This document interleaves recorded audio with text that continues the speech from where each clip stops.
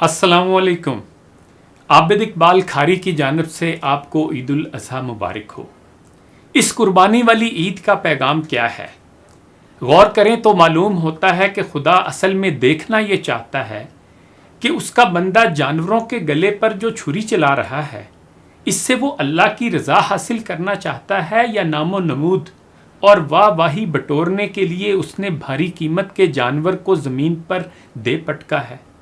رب دیکھنا چاہتا ہے کہ کیا اس کا بندہ جو اس کے حکم کی تابع داری میں جانوروں کو قربان کر رہا ہے، اگر جادہ حق کی پاسبانی اور اقامت دین کے سفر میں حق کی راہ کو اس کی گردن کی ضرورت پڑی تو وہ اس قربانی کے جانور کی طرح اپنا گلا پیش کرنے کا جذبہ پیدا کرنے میں کامیاب ہو رہا ہے یا نہیں۔ اس قربانی کے ذریعے رب اپنے بندوں میں جذبہ ایثار اور فداکاری دیکھنا چاہتا ہے۔ اس میں کوئی شبہ نہیں ہے کہ ہم دور زوال میں ہیں، اور دور زوال میں ایک زوال یافتہ قوم کی جو نفسیات ہوتی ہے وہ پورے طور پر ہم مسلمانوں میں موجود ہے، یعنی حقیقی پیغام سے صرف نظر کر لینا اور رسم کی ادائیگی پر زور دینا۔ ہم ہر سال قربانی دھوم دھام سے مناتے ہیں۔ کچھ لوگ کچھ خصوصی خوبیوں کی حامل بھینسیں، بکرے، بھیڑیں لاکھوں کی رقم میں خریدتے ہیں اور پوری نمائش کے ساتھ رسم قربانی ادا کرتے ہیں، لیکن ہم بھول جاتے ہیں کہ قربانی کا پیغام کیا ہے، اس کا مقصد کیا ہے۔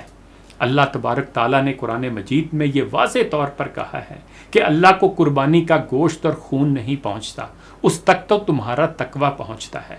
اور آج یہی تقویٰ جو قربانی کا حقیقی پیغام ہے ہم سے غائب ہو رہا ہے۔ نتیجہ یہ ہے کہ قربانی محض ایک رسم اور نمود و نمائش کا موقع بن کر رہ گئی ہے۔ خدارا، میری گزارش یہ ہے کہ ہمیں اپنے مذہبی تہواروں کو ان کے عین تقاضوں کے مطابق منانے کی کوشش کرنی چاہیے، اور اپنے دین کی نمائندگی اس انداز سے کرنی چاہیے کہ دوسرے مذاہب کے ماننے والے ان تہواروں کو محض تفریح کا ذریعہ نہ سمجھیں۔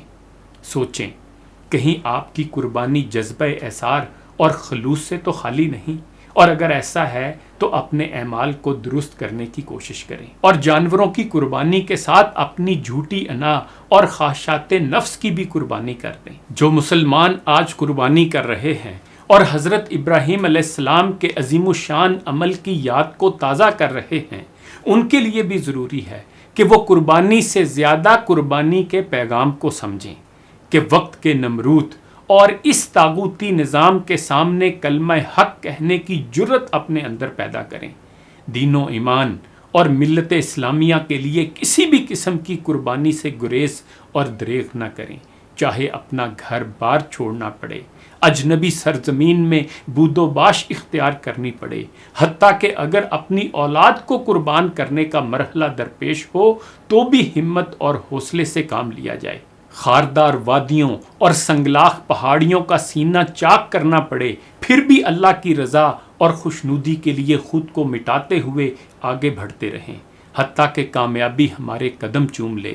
یہ دور اپنے براہیم کی تلاش میں ہے، صنم کدہ ہے جہاں لا الہ الا اللہ۔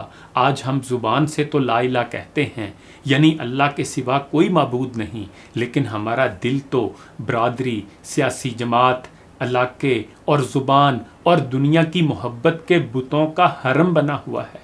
زبان سے عشق رسول کے دعوے، اور پرستار ہم اپنے پیروں اور لیڈروں کے ہیں۔ ظالم اشرافیہ جو اس ملک پر 70 سالوں سے قابض ہے، اس کے خلاف زبان کھولنے کی ہم میں ہمت نہیں، حالانکہ ظالم حکمران کے سامنے کلمہ حق کہنا افضل جہاد ہے۔ ہمیں نظریے کے اختلاف کی خاطر قربانیاں دینا کیوں گوارا نہیں؟ یا ہم ابراہیم علیہ السلام کی سیرت کا مطالعہ کرنے کے باوجود ابراہیمی نظریے کا شعور ہی نہیں رکھتے؟ کیا ہم بت شکن کہلانے کی بجائے بتوں کے پجاری کہلوانے پر رضامند ہیں؟ آج فیصلہ ہمارے ہاتھ میں ہے۔ کیا ہم 10 ذی الحج کو بکرے کی گردن پر چھری پھیر کر محض رسم قربانی ادا کریں گے، یا اپنے غلط نظریے اور ظلم کے اس نظام کی بابت بھی کلمہ حق کہنے کی جرت بھی کریں گے؟